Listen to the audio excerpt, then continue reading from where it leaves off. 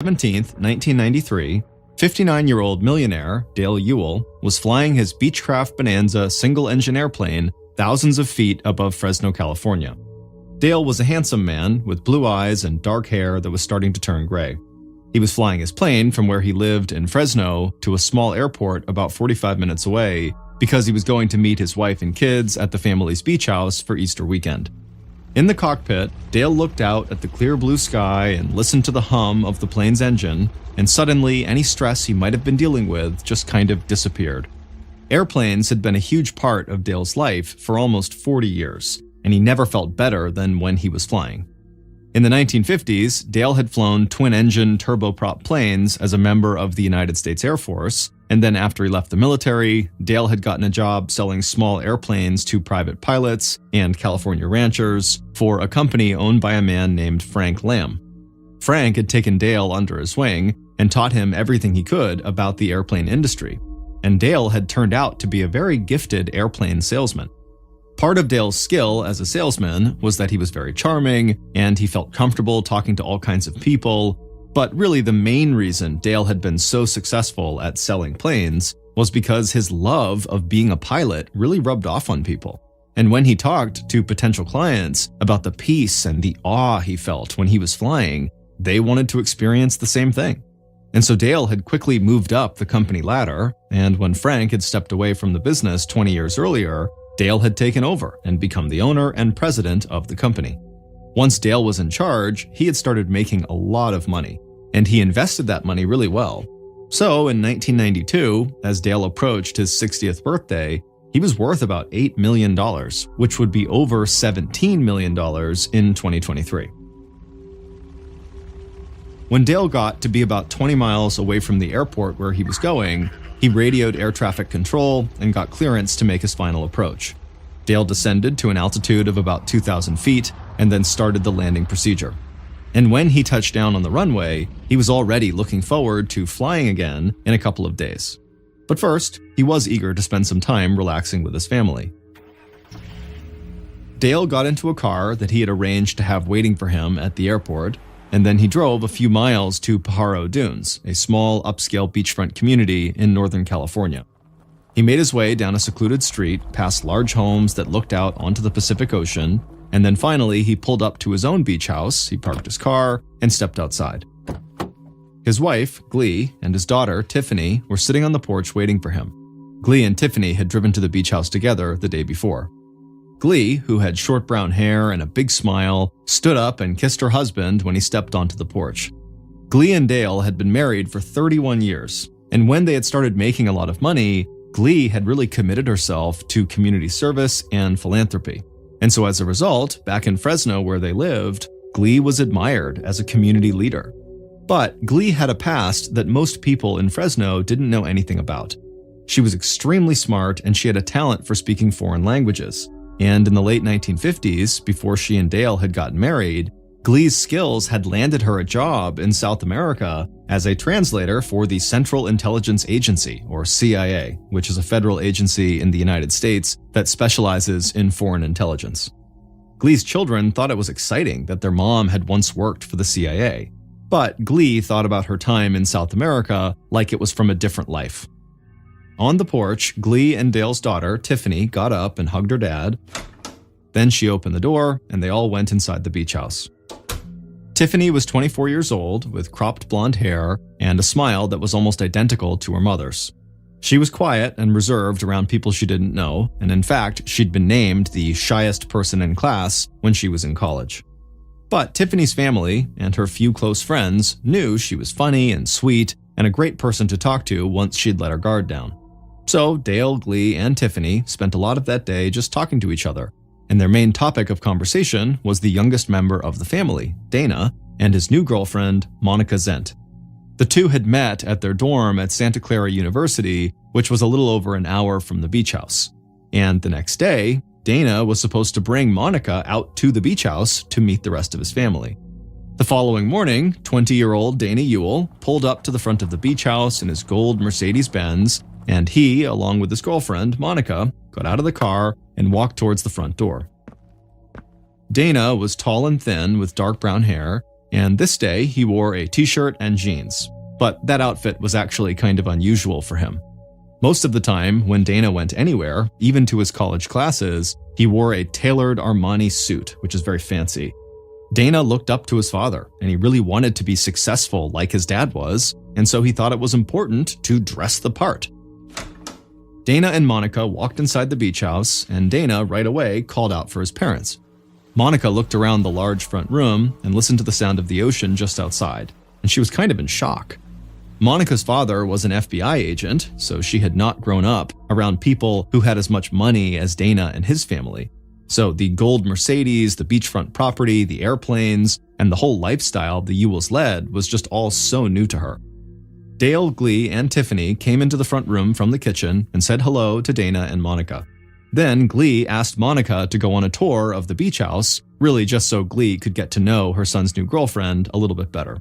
And later that day, while Monica was spending time with Glee and also with Tiffany, Dana and Dale went to play tennis on a court that was reserved just for residents of this small beach community. As they played, Dale talked to his son about the airplane business, but he really wanted to hear about how Dana was doing at school. Dana said classes were going great and that he really liked his girlfriend Monica, so he was excited that the family was finally getting to meet her. Dana also said that he really hoped the entire family would get to spend more time together as a whole once this semester was over. And then the two of them started talking about their favorite topic, flying. Dana said that he wanted to get into piloting helicopters, so his dad, Dale, said they should find a good place for him to take lessons that was not too far from school. They played tennis for a bit longer, and then they headed back to the beach house. Later that night, a few hours after dinner, Dale and his wife Glee were lying in bed, and they began talking about how lucky they were to have this beach house, this really nice place where the whole family could go and spend time together and just kind of be away from everything for a little while. Glee said that she knew the kids were growing up and they had their own lives and interests, but she just hoped that Dana and Tiffany would keep coming to the beach house even when they were older and had families of their own. On April 19th, the following day, Dale helped his wife and his daughter load up Glee's gray Cadillac with the suitcases and cooler of food that they had brought to the beach. Dana and Monica were going to have Easter dinner with Monica's parents, so they had already left.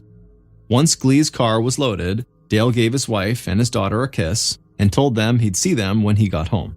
Then Dale got into his own car and drove to the airport so he could fly his plane back to Fresno. Tiffany climbed into the passenger seat of the Cadillac, and Glee got behind the wheel, and then a couple of minutes later, they began their drive back home. It would take them 3 hours to complete the drive, but they made a pit stop about halfway through and grabbed some food at a fast food restaurant called Foster's Freeze, which was Tiffany's favorite place to get a milkshake. Finally, at about 5 p.m., Glee and Tiffany pulled into the driveway of their large ranch-style house in a secluded, wealthy neighborhood in Fresno.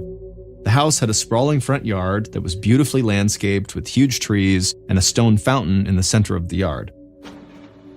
Glee opened the garage door and pulled the Cadillac inside.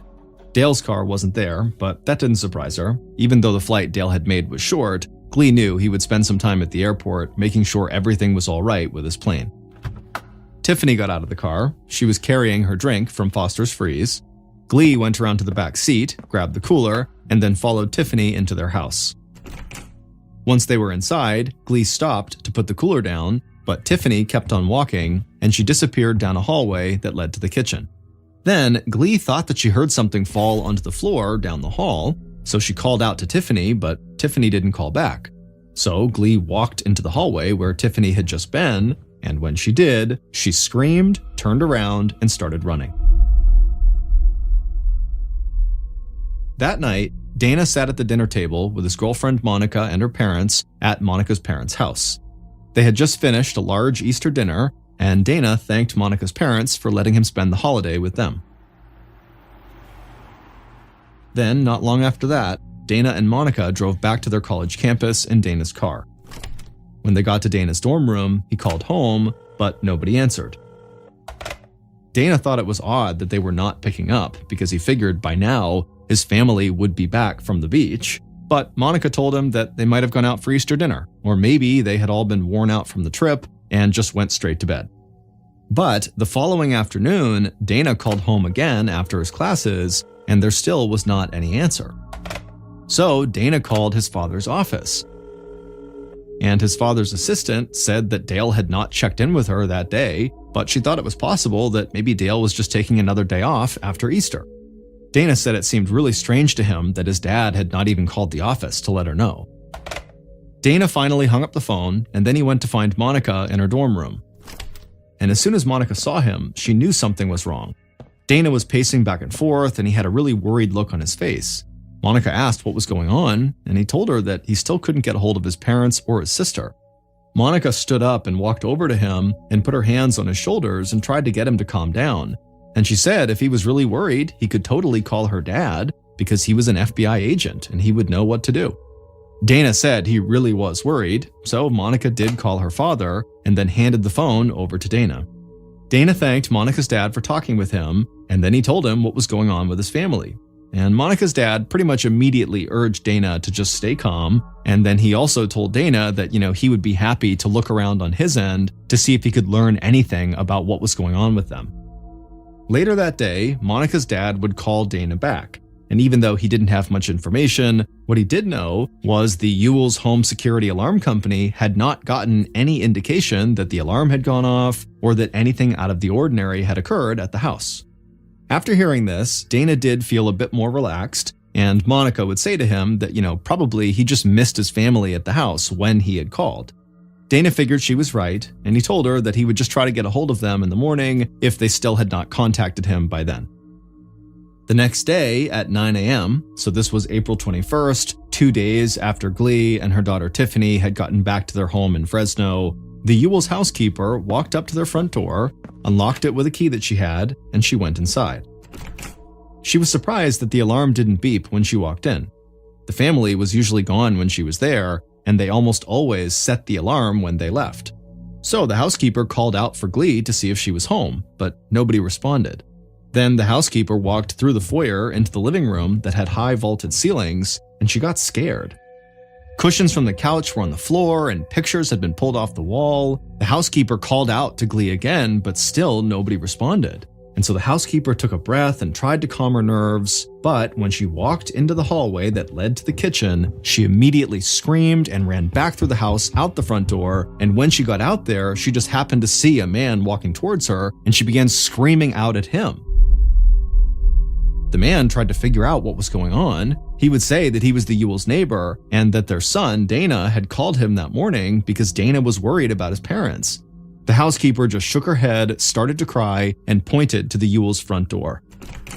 The neighbor would go inside, and he would see the house was a total mess. Then he too stepped into the hallway, and immediately he ran to the phone and dialed 911. A few minutes after that 911 call, the sound of police sirens cut through the quiet morning in the Ewell's wealthy Fresno neighborhood. Lead investigator John Souza of the Fresno County Sheriff's Department parked his car in front of the Ewell's house and stepped outside. It was a warm spring day, about 80 degrees Fahrenheit. Souza was short with dark hair and a thick mustache, and it was bright out, so he had his sunglasses on.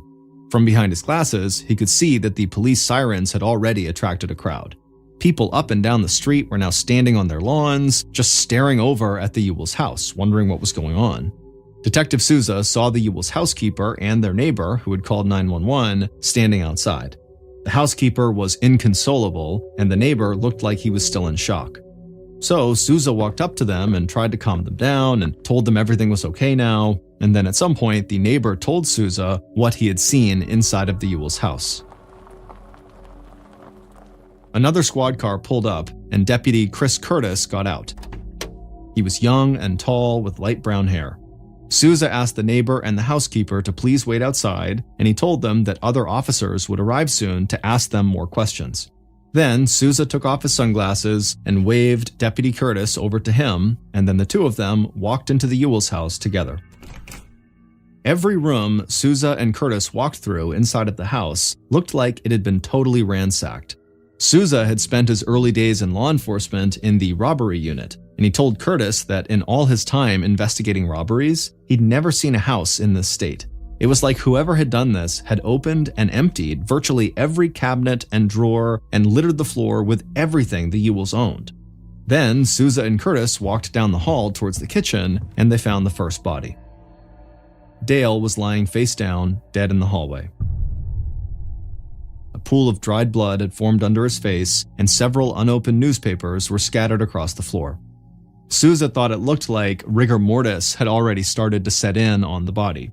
Rigor mortis is when muscles in a body stiffen after death, and so Sousa wondered if Dale had been dead for days. Sousa and Curtis walked further down the hall, they came to the kitchen, and they stopped again, because on the kitchen floor, they saw Tiffany lying face down like her father. Blood had run across the kitchen floor, and a drink had spilled nearby. Then they went back into the hall, walked into a home office, and found the third body. Glee was lying on her side, and massive amounts of blood had pooled behind her. Not long after Sousa and Curtis found Glee, the forensics team arrived and started looking for evidence on and around the bodies. And while they did that, Sousa and Curtis searched the rest of the house. The door to the main bedroom was open, and Sousa could see that the bedroom looked even more torn apart than the rest of the house. He and Curtis walked into the room and saw that every drawer of a large wooden dresser had been opened, and clothes were all over the floor. Sousa walked over to a vanity table and saw an open jewelry box that had been emptied. It seemed clear that whoever had killed the Ewells had also stolen valuable items from this jewelry box. So Sousa thought there was a chance this was just a robbery gone wrong, that the Ewells had just come home at the worst time, and when they walked in on the robbers panicked and killed them all. After doing an initial search of the house, Sousa and Curtis joined the forensics team near Dale's body. Forensics officers had found Dale's wallet nearby, but it had been cleaned out, and that supported the idea that robbery could have been the motive behind these killings. But then, forensics officers told Sousa something that he was not expecting to hear. Based on the wounds on the bodies, they believed the Ewells had been shot with a semi-automatic 9mm pistol. But there was no murder weapon, and not a single bullet casing had been left behind. And they said the weapon used, and the way in which the victims were killed, was like something they had seen in professional hits carried out by drug cartels. They also told Sousa that they found small yellow fibers on all three bodies, but they'd have to run tests on these fibers to know what they were. Sousa didn't know what to make of any of that.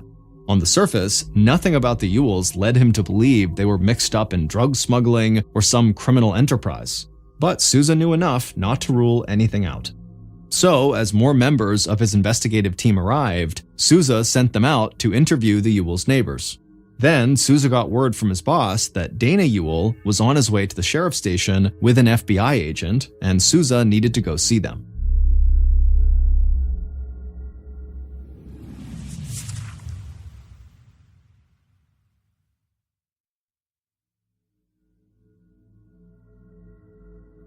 At around noon, so 3 hours after the bodies had been discovered, Dana sat with his girlfriend Monica and her father, the FBI agent, in a small office in the Fresno County Sheriff's Department.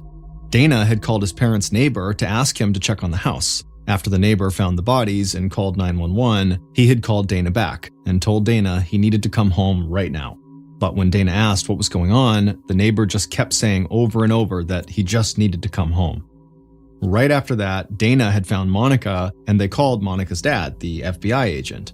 Dana said he knew something had to be really wrong, even if the neighbor wouldn't say what it was. And so using his law enforcement contacts, Monica's dad found out what had happened, and he had called ahead to the Fresno Sheriff's Department to let them know that he and Dana would be there soon. Then Dana, Monica, and her dad had flown to Fresno and headed right to the Sheriff's Department. In the office, Monica held Dana's hand tight. Dana hadn't heard all of the details, but he knew his parents and his sister were dead. Detective Sousa and Deputy Curtis walked into the office, fresh from the crime scene. Sousa told Dana right away how sorry he was about what had happened. In a quiet voice, Dana asked if there was anything he could do to help. And Sousa said, well, I know your father was a wealthy businessman. Do you know if maybe he had any enemies in the corporate world? Dana looked up in surprise, and then looked at his girlfriend, and then over at her father, and then he looked up at Sousa and said as far as he knew, his dad did not have any enemies. They talked a while longer, and anytime Dana had questions about the investigation process, he would look to Monica's dad for help. Monica's dad and Souza both explained that it could take a while to figure out exactly what had happened. So Dana said he would stay with his uncle, who lived close by, in case the police needed anything else from him. Souza thanked them all for coming in and said he'd be in touch soon.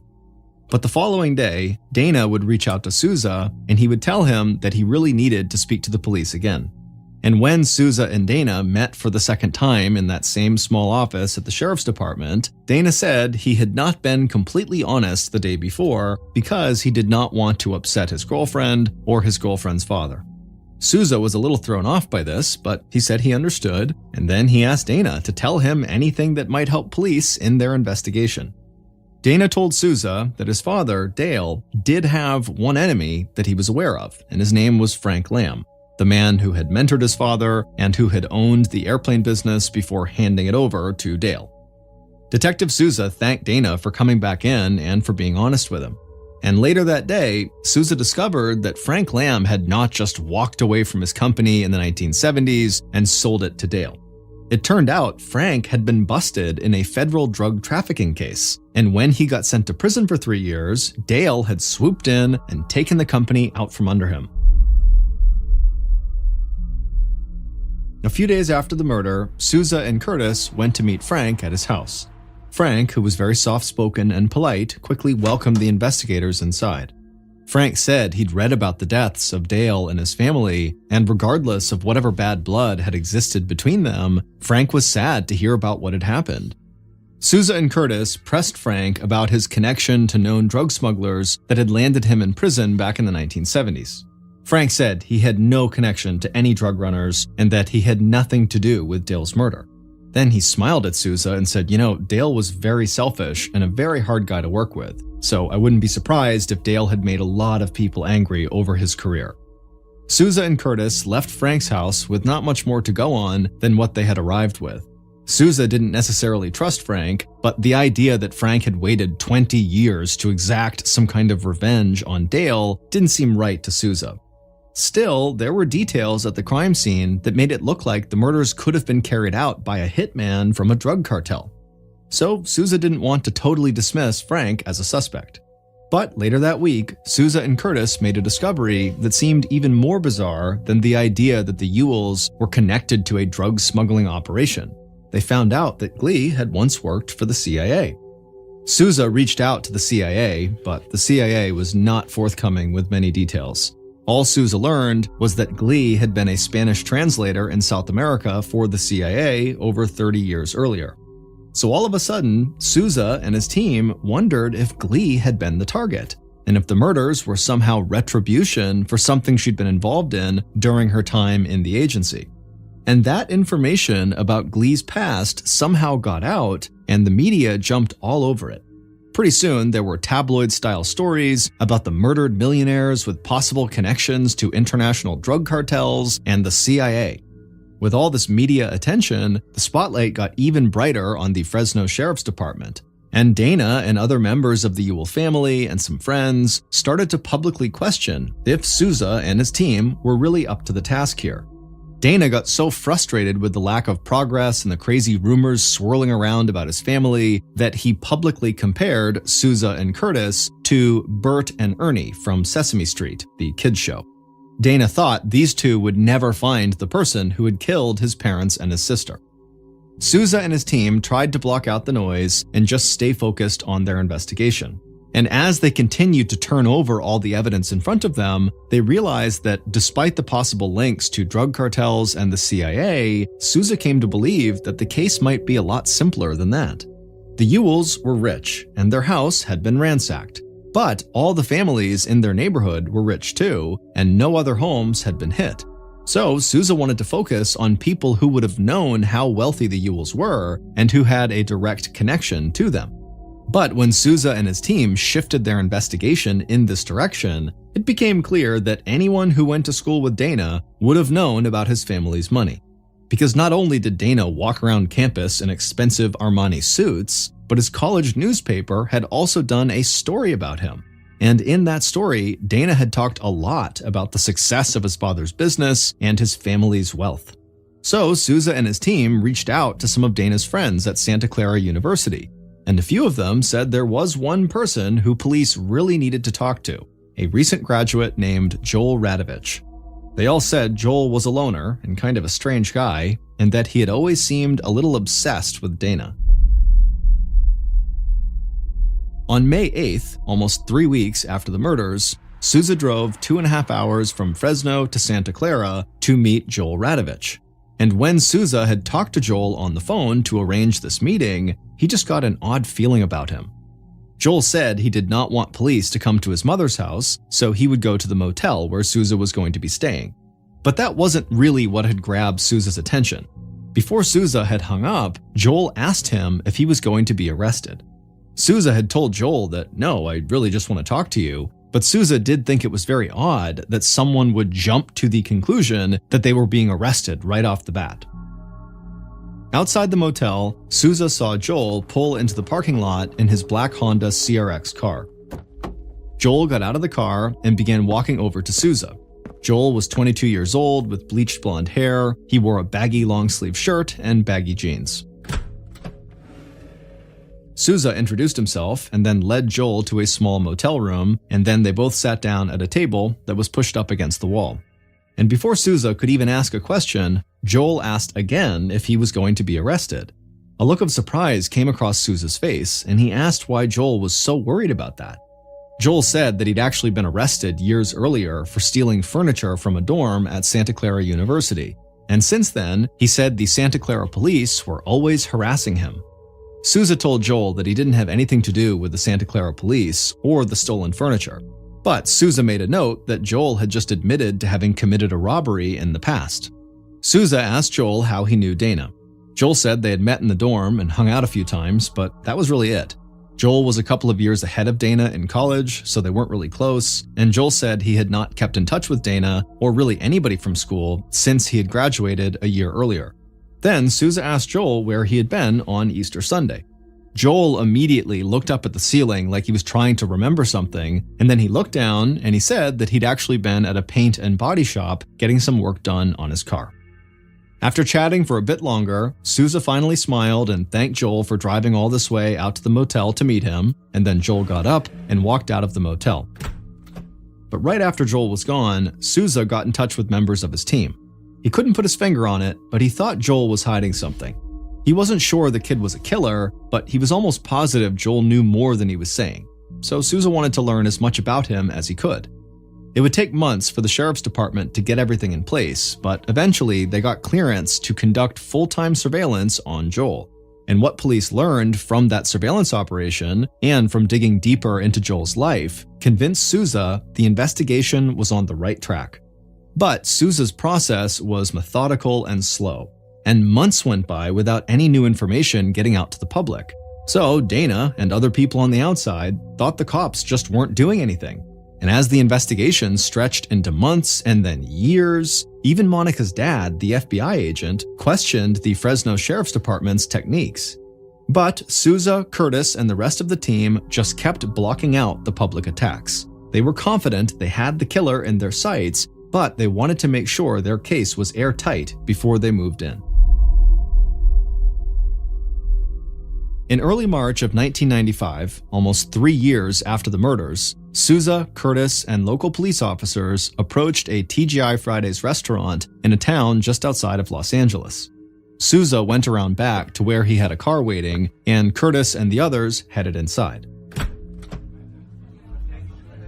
The music was loud inside and the place was packed, and Curtis was surprised this was where the investigation had finally led. But he and Souza were sure that the bartender working at Fridays that night was the one person who could bring the Yule murder case to a close.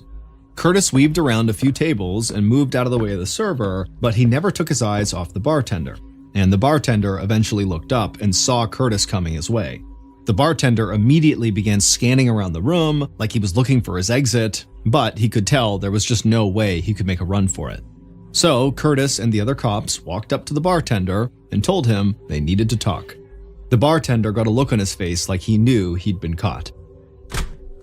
Then police led him out through the kitchen to a parking lot behind the restaurant, and they put him in the car where Souza was waiting for him.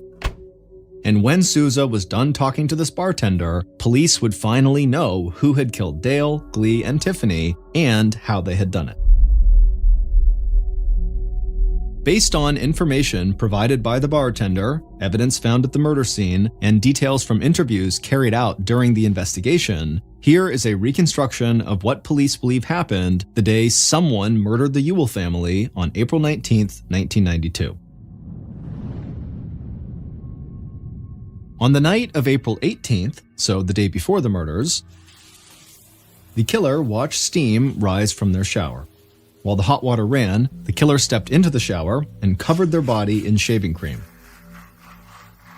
Then they reached down with their right hand, grabbed a disposable razor from the side of the shower, and ran the blade over the hair on their left forearm.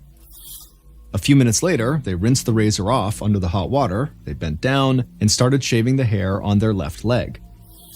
The process took a long time, but eventually the killer had removed all of their body hair except for their eyebrows and the hair on their head.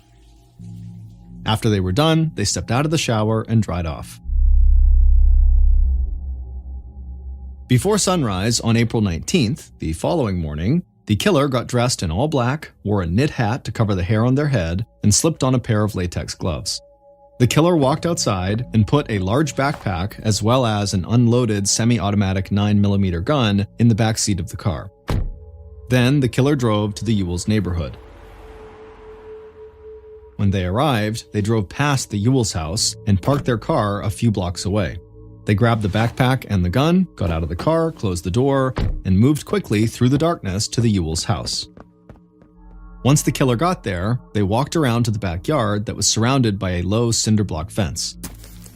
They dropped their bag and the gun into the backyard, and then climbed over the fence, they grabbed their things, and then ran to a small shed in the backyard and stepped inside. The killer had studied everything about the house, and they knew there was a spare key on the floor of the shed. So they pulled a flashlight out of their bag, they found the key, they grabbed it, and then darted across the yard towards the back door. The killer unlocked the door and walked inside. The house was dark, but the killer found their way to Dale and Glee's bedroom. They turned on the light, opened their backpack, and pulled out a large plastic sheet and unrolled the sheet across the floor. Then the killer put their gun down on the plastic sheet, they walked across the room to a jewelry box, they emptied it and put the stolen jewelry in their backpack. The killer then sat down on the plastic sheet, they reached into their backpack again and pulled out ammunition as well as a homemade silencer made with PVC pipe and several tennis balls that had been cut in half. The killer loaded their gun and attached the homemade silencer to it. Then they sat there on the plastic sheet and waited patiently for someone to come home. Several hours later, at about 5 p.m., the killer heard the garage door open. The killer felt butterflies in their stomach and a jolt of nervous energy. They grabbed their gun, they ran down the hall, and crouched down in a room that was across from the kitchen. The killer could hear a door open and then also Glee and Tiffany talking. The killer tried to control their breath and told themselves to stay calm and just wait for the right moment. Then, Tiffany walked past the killer in the hall and went into the kitchen. The killer immediately sprung up from their hiding spot, walked down the hall after her, and then pointed the gun into the kitchen and fired. The bullet hit Tiffany in the back of the head. Tiffany's drink flew from her hand, blood splashed onto the walls and floor, and she fell face down. Tiffany had died almost instantly. The killer heard Glee say something from another room, so they spun around in the hall. Then Glee came around the corner and saw the killer. Glee screamed, she turned, and started to run away, but the killer fired off 3 shots in her direction, and Glee stumbled into the office nearby. The killer ran down the hall to the office and saw Glee lying on her side and bleeding, but she was still breathing, so the killer aimed and shot Glee just below the eye. The killer was breathing fast now. They walked away from Glee's body and went to hide in the room near the kitchen, where they tried to calm down and got ready to wait some more. About 30 minutes later, the killer heard the garage door open again. The sound of the door had made them tense up, and so they stood and raised their gun and got ready for the next killing. The killer heard Dale walk into the house, and then when Dale walked down that hallway right past the killer stepped out of their hiding place, raised their gun, and shot Dale in the back of the neck. Dale immediately crumpled to the floor, and newspapers he'd picked up from the front yard scattered all around him. Dale died in the hallway before ever seeing the bodies of his wife and daughter.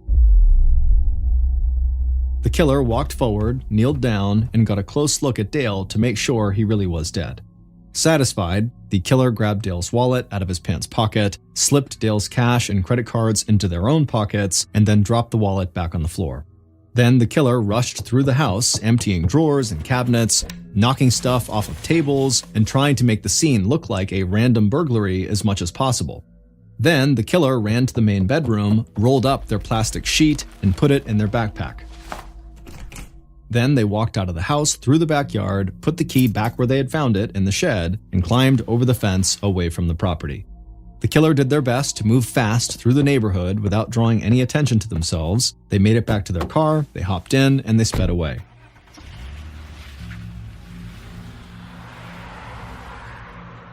A few minutes later, they pulled onto the highway and left Fresno behind. When they finally made it home, they sat down in their bed and waited for the phone to ring, because they knew Dana Ewell would be in touch soon. Joel Radovich, the young man Souza had never trusted, murdered Dale, Glee, and Tiffany. But Joel had carried these murders out at Dana Ewell's request. It would turn out that despite what Joel had told Souza, he and Dana were close friends. In fact, some people said they were almost inseparable. And according to some of their classmates, Dana and Joel seemed to lack any sense of morality. They had convinced themselves there was no difference between right and wrong, and so any action, even murder, could be justified. And Dana wanted to murder his parents and his sister because with all of them gone, he would inherit $8 million and his father's company. Dana didn't just want to follow in his father's footsteps, he wanted to replace his father. In fact, in the story Dana's college newspaper had written about him, Dana claimed to be the brains behind his father's successful airplane business, and he even implied he was running the company while going to college. So Dana had offered Joel $4 million of the inheritance he was sure to get if Joel would kill his family. Dana had given Joel a layout of the house and said he would leave a key in the shed for him and told him how to disable the alarm system. Joel had accepted the deal. Then he bought a book called Hitman, a technical manual for independent contractors, to help him plan the perfect murders. The book had led Joel to shave off all of his body hair so he wouldn't leave any hair behind at the crime scene, which could then be used as DNA evidence. And the book suggested using a gun and a homemade silencer that could not be traced back to the shooter. But Joel needed help with that part of the plan, so he had turned to his good friend, the TGI Fridays bartender, who was an avid gun collector. The bartender had given Joel a semi-automatic 9mm, and he had helped Joel build the silencer. The tennis balls used in the silencer had left these strange yellow fibers on all the bodies. Then, after the murders, the bartender got the gun back, broke it apart, and buried the pieces in different places. And while that was all happening, Dana Ewell had called his father's office, and he had talked to his girlfriend's FBI agent father, all to throw off suspicion and to make people believe he, the son, was truly worried about his family and wanted justice for them. And Dana's tactics had worked for a little while, because it turned out that Souza was almost positive Joel Radovich had murdered the Ewells not long after they had met in the motel. But it took some serious digging before the investigators became convinced that Dana Ewell was the person behind his family's murder. And putting all the pieces together and getting an airtight case against Dana took a long time. But finally, surveillance on Joel had led police to the TGI Fridays bartender, and after they cornered him at work, the bartender told police he knew everything about the murders and he admitted his part in them. Then he led police to the place where he had buried the barrel of the gun that was used in the murders, and he agreed to testify against Joel and Dana in court. The bartender was ultimately granted immunity for his testimony, and as of 2023, he works as an attorney in California. As for Joel and Dana, they were convicted of first-degree murder and sentenced to life in prison without parole. Dale, Glee, and Tiffany are all buried next to each other in Fresno. The epitaph on all 3 of their headstones reads, "Together Forever." Thank you for listening to the Mr.